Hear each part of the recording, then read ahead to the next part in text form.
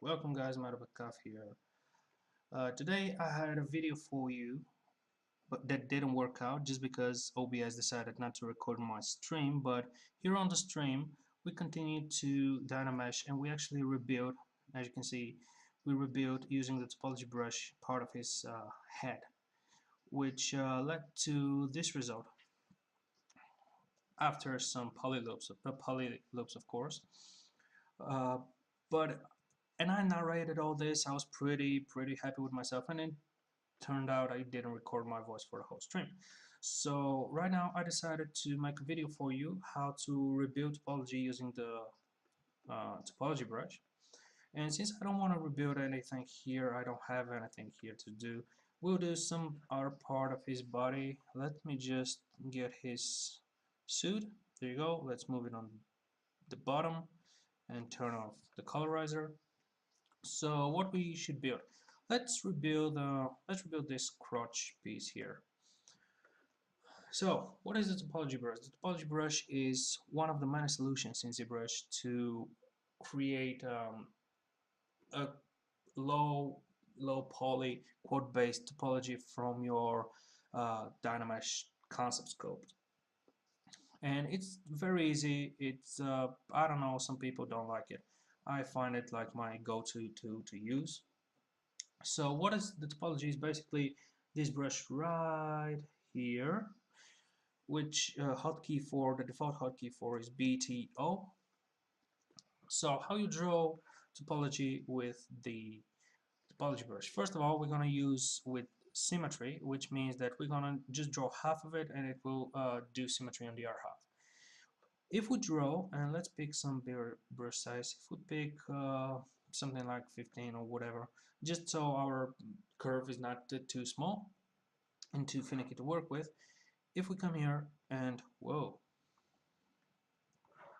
if we come right somewhere up about here and we start drawing, as you will see, we draw curves. So we gotta draw one of those curves and we're gonna draw another curve here. And as you can see, if we cross four curves, it will create a polygon. And those white dots here, or those green dots right here, are the vertices that our new geometry will have. However, if you come on to an existing point, and you will see how your cursor turns blue instead of red. So this means that if we start drawing, we will continue the curve. This one won't do, however. So I want to remove this curve. I will just hold Alt and draw a curve, the top of this curve, and this way I will remove every unnecessary topology I need.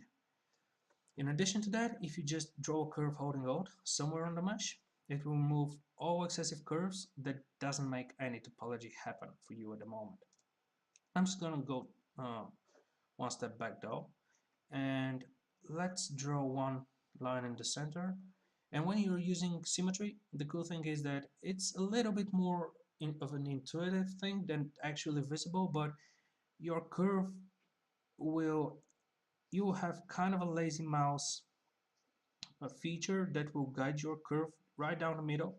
If you go too much, as you can see, you will split the curve. So let's do this again and draw right down the middle. Right down there. And now you have perfect middle line. As you can see, it followed exactly, it followed the mesh exactly, and this is because in the stroke menu under curve, you have the snap options turned on, which is by default. So right now, let's draw curves.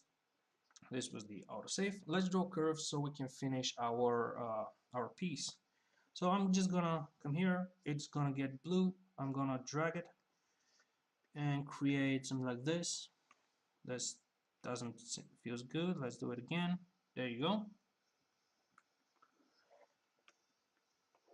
And we're gonna continue drawing. And as you can see, right now it didn't draw anything.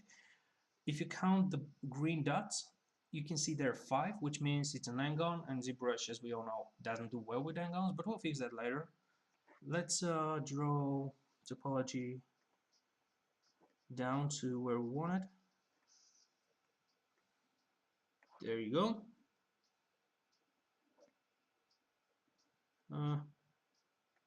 Sometimes it will make you redraw some things, but it's something that it's worth the effort. Alright, so now we have this, and this here is an angle. So what we can do is, let's first get rid of all the excessive curves. So remember, Alt and just drag, and you get rid of everything that it's not making a topology for you. However, I see that this curve here disappeared, so I'm just going to leave it for now. And I'm going to draw a curve until I get to here. So right now this one is snapped. This curve snapped at this point, and I'm gonna continue this one a little bit. There you go. And all I have to do now is just draw another curve. There you go. So what we're going to do now is, if we go and close this curve to this curve, it'll work. Let's do it again. It'll work, but it will create a triangle. And as you can see, the triangle, whoa, that the triangle is red, which means that it will work, it will create the topology you want, but it's still a triangle. And as you well know, ZBrush um, ZBrush wants to work with quads whenever it can. So it says, okay, I will remesh this for you, but that's not cool, man. So let's get back and see what we can do. What I see as an option is I can come from here, draw just another curve throughout all of those, and it will close it. We don't need this one. And now our preview is complete. This is exactly what I want. Let's say it's exactly what I want. I'm just gonna hold out, drag it into the mesh to get rid of, and now I'm ready to create my new mesh, mesh, which will be essentially a subtool. So I'm just gonna click anywhere on the mesh, and as you can see, it creates a mesh. However, this mesh has a thickness to it. And by the way, if I go to, let's go here, split, we go to split mask points, and we come here, this one we don't need.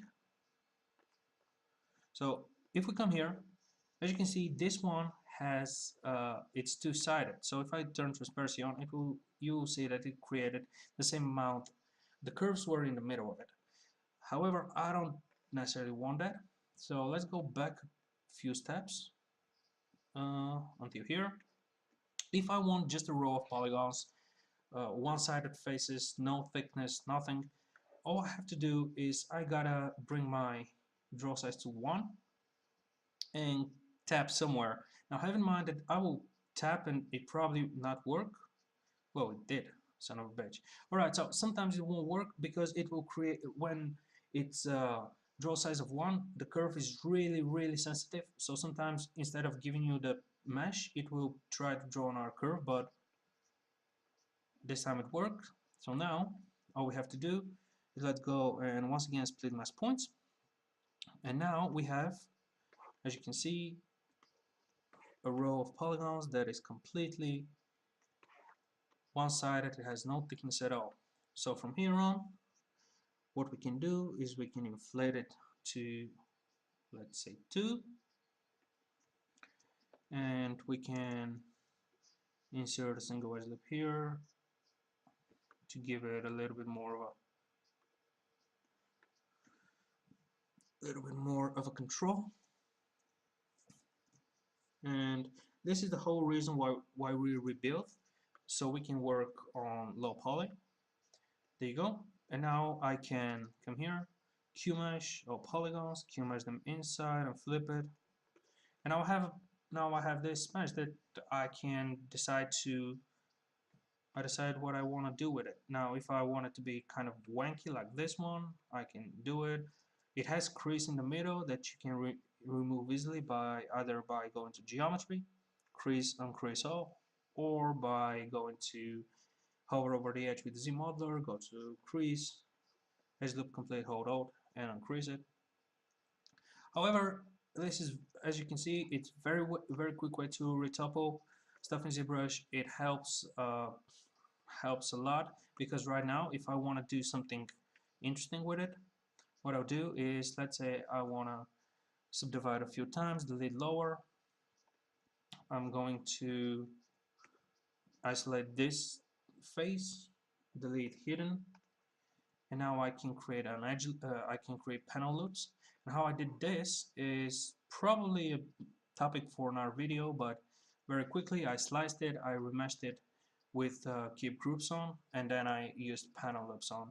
However, if I go to use panel loops, let's see, with default settings, there you go, and now you have something like this, which is much nicer than the low topology we had. You can start playing with it, do whatever you want. But however, this is all a matter of another subject. So this is how you retopple your concept using the topology brush to get low poly meshes. Thanks for watching, and stay tuned for when new videos come online. Like, share, and subscribe, guys, and I'll see you very soon. Bye.